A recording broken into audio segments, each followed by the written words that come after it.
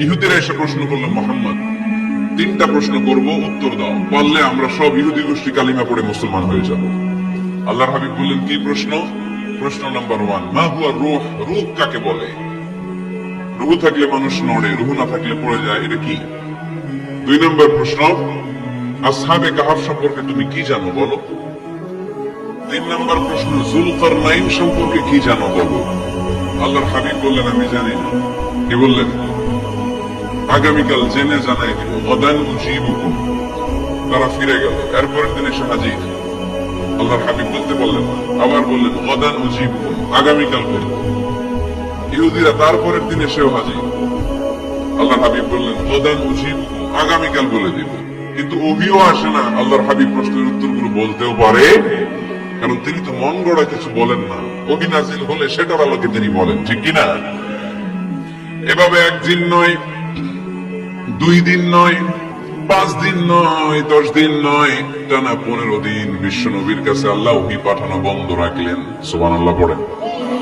বিশ্ব নবীর কাছে এই 15টা দিন ছিল সবচেয়ে অসহ্যকর, অস্বস্তিকর 15টা দিন। হায় হায়, ওরা এসে প্রতিদিন উত্তরের জন্য বসে থাকতো আর হাসাহাসি করতো, দেখো এই লোকটা বলে এই লোকটা নাকি সত্য নবী। যদি সত্য নবী হতো তাহলে তো উত্তর দিতে পারতো, পারে না কেন? তাহলে সে ভণ্ড নবী। নাউজুবিল্লাহ পড়েন। বিশ্ব নবীর কথা বলার সুযোগ নেই, যেহেতু বিশ্ব নবী মন গড়া বানিয়ে কিছু বলেন না, আকাশের দিকে তাকিয়ে থাকেন, আল্লাহর কাছে বলেন, আল্লাহ তুমি যদি না জানো, জানানোর সুযোগ নাই। বিশ্বনবীকে আল্লাহ 15 দিন ওহী থেকে মাহরুম রাখলেন, কারণ বিশ্বনবী যখন বললেন গদান উজিবুকুম, আগামীকাল বলবো, এর সাথে বিশ্বনবী ইনশাআল্লাহ জুড়ে দেন নাই। ইনশাআল্লাহ বলতে ভুলে গেছিলেন। তাই বিশ্বনবীকে শেখানোর মাধ্যমে গোটা উম্মাহকে শেখানোর জন্য আল্লাহ আয়াত নাযিল করলেন, ওয়ালা তাকুলান্না লিশাইইন ইন্নী ফাঈলুন যালিকা গাদা ইল্লা আন ইয়াশা আল্লাহ।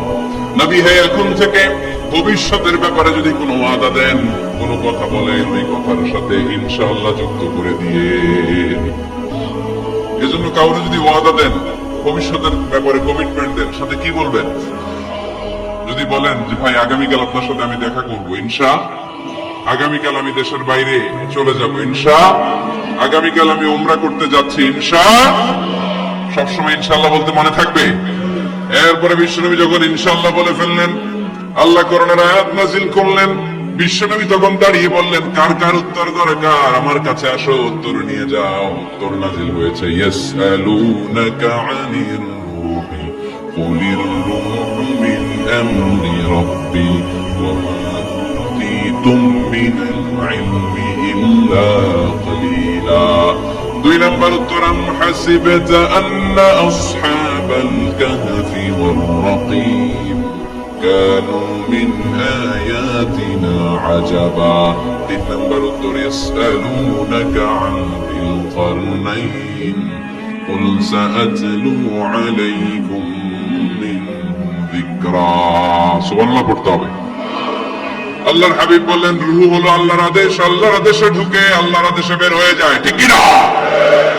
এটা আল্লাহর আদেশে ঢুকে। পৃথিবীর কেউ রূহ ঢুকাইতে পারে? রূহ দেখা যায়, এটার ওজন আছে, এটার কালার আছে। রূহ কালার কি দেখা যায়? 2 কাঁধে যে 2 ফেরেশতা আছে দেখা যায়?